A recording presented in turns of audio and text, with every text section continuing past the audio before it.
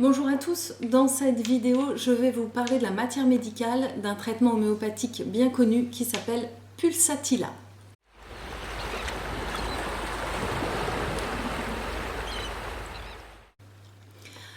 Alors Pulsatilla est un remède homéopathique fait à partir de la plante du même nom, donc c'est un remède de souche végétale. Comme j'ai fait précédemment pour l'Lycopodium, il s'agit d'un très grand remède avec beaucoup de symptômes pouvant être guéris par ce remède-là. Donc je vais vous donner les symptômes qui me semblent les plus importants, les symptômes clés qui peuvent mettre sur la piste de ce remède-là. Alors, Pulsatilla, c'est un remède de fièvre et je vous propose de parler d'abord de la fièvre de Pulsatilla. Il s'agit souvent d'une fièvre peu élevée, en dessous de 39, et on observe une instabilité thermique, c'est-à-dire que la fièvre peut être variable. Et ça, c'est une caractéristique qu'on retrouve chez l'ensemble des symptômes de Pulsatilla, c'est-à-dire qu'il y a une variabilité de ces symptômes. Ça va, ça vient, ça bouge si ce sont des douleurs, ça va à droite, à gauche.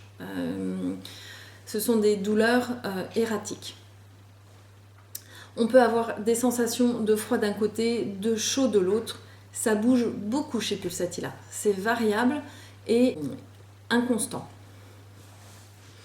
Toujours dans la fièvre, on peut avoir des frissons, même dans une pièce chaude. Et souvent, on a ou bien un visage rouge, ou bien une joue rouge et l'autre pâle. Entre parenthèses, c'est un symptôme qu'on peut retrouver dans le remède Chamomilla, une joue rouge et l'autre pâle. Il y a une sensation de chaleur importante, comme si de l'eau chaude coulait sur le corps. Il y a une chaleur du corps pendant la fièvre, sauf des mains qui, elles, sont froides au toucher. Les sueurs, étrangement, sont souvent unilatérales.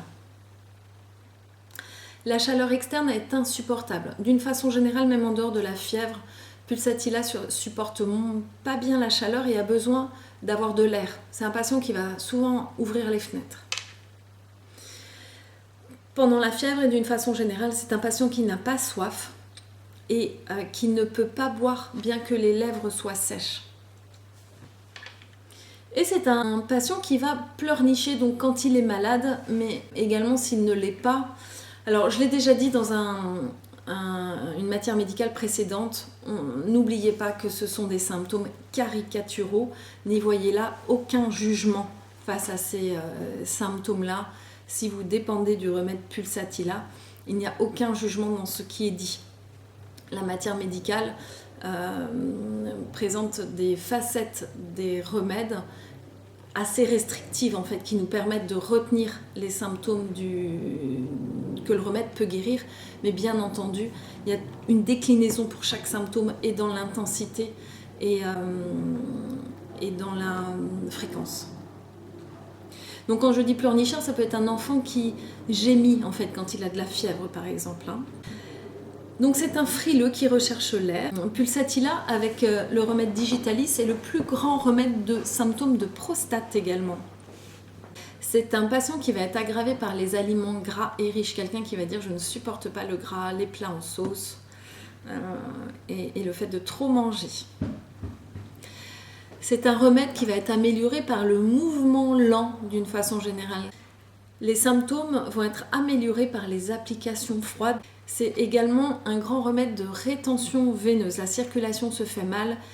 On peut voir des varices assez tôt chez des gens jeunes. C'est un remède de suite de joie en général, comme le remède Cofea dont j'ai parlé précédemment. C'est un remède de douleurs rhumatismales et des douleurs qui sont aggravées au début du mouvement. C'est un remède de grossesse nerveuse avec montée de lait, un symptôme utile en médecine vétérinaire. C'est un remède de symptômes après avoir eu les pieds mouillés également, comme d'autres remèdes, Rustox, Dulcamara. Ce sont des gens qui vont avoir des douleurs qui apparaissent brutalement et disparaissent progressivement. Une tendance à faire des orgelets comme Staphysagria et Thuya. Un symptôme étonnant, des gens qui vont avoir des maux de tête en mangeant de la glace. Des personnes qui vont avoir des envies de boissons et d'aliments froids. C'est un remède aussi de règles précoces pendant la puberté. Un remède également d'engelure, de leucorrhée, donc perte vaginale qui peuvent sembler anormales chez la petite fille. Des gens qui vont avoir des démangeaisons alors même qu'il n'y a rien de visible sur la peau, donc on va traduire en prurite sans éruption. La personne pulsatilla est souvent un peu soumise, on peut traduire ça par a du mal à dire non, a du mal à s'imposer. C'est un remède qui va avoir un lien important à la mère. Ce sont des gens qui vont avoir besoin de l'appeler très souvent, qui vont être très dépendants de la mère. C'est une personne qui va être timide, réservée et émotive. Des gens qui rougissent facilement, qui ont les larmes très faciles. On peut avoir chez les enfants pulsatilla, une jalousie quand un nouvel enfant arrive dans la fratrie.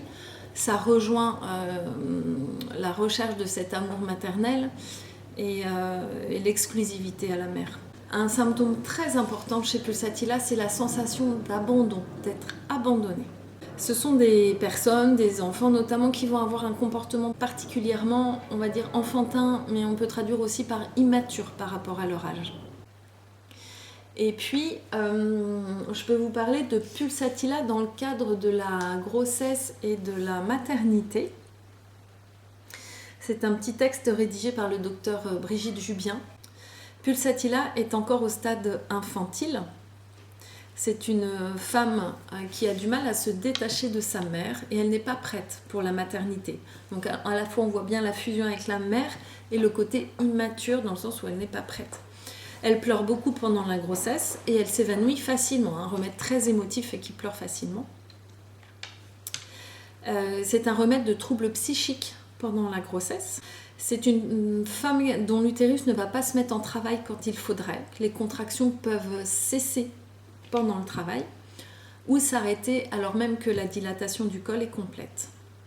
On peut avoir aussi une patiente qui s'endort entre les contractions. Très particulier comme symptôme. Une fois le bébé qui est né, elle aura du mal parfois à allaiter ou elle pleure en allaitant. Elle fait un baby blues. Elle est de ces femmes qui décrivent le chagrin de ne plus être enceinte. On peut y voir là la notion d'abandon. Oui, le bébé a quitté le nid, dit Brigitte Jubien. Et ensuite, elle a du mal à sevrer l'enfant. Il y a une relation, toujours de sensation d'abandon, de dépendance. Et les seins peuvent continuer à sécréter longtemps du lait après le sevrage. Voilà pour pulsatilla. Comme habituellement, bientôt, je vous parle de cas cliniques pulsatilla pour illustrer la matière médicale. Merci et à bientôt.